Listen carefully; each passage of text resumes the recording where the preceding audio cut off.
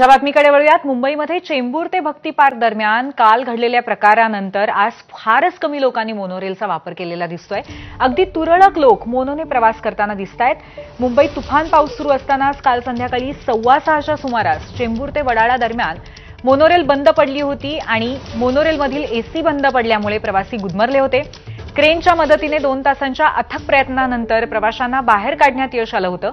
यातील काही प्रवाशांना बंद एसी आणि गर्दीमुळे अस्वस्थता निर्माण झाली होती, परंतु सुदैवाने वेळीच सर्व प्रवाशांची सुटकाही झाली होती. पण तसंच असलं तरी सुद्धा या सगळ्या प्रकाराची सर्वसामान्यांना धडकी नक्कीच भरली आहे, कारण मोनोमध्ये प्रवासी संख्या अचानक घटली आहे. ही मोनोरेल का ठप्प झाली होती काल, यावर आपण एक नजर टाकूया. याच्या शक्यता काय आहेत? भक्ती पार्क ते चेंबूर दरम्यान मोनोरेल म्हैसूर कॉलनी स्टेशनजवळ बंद पडली होती.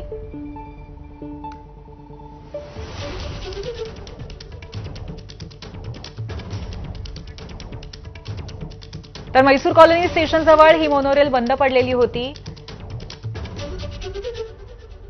क्षमतेपेक्षा अधिक प्रवासी भरल्यामुळे मोनोरेल बंद पडल्याचं एक मुख्य कारण सांगितलं जातंय.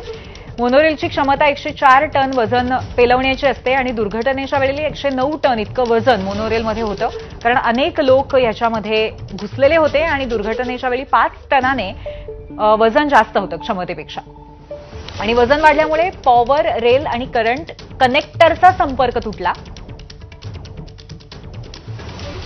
पॉवर रेल आणि करंट कनेक्टरचा संपर्क तुटल्यामुळे वीज पुरवठा खंडित झाला, एसी बंद पडला आणि लोक आतमध्ये गुदमरू लागले.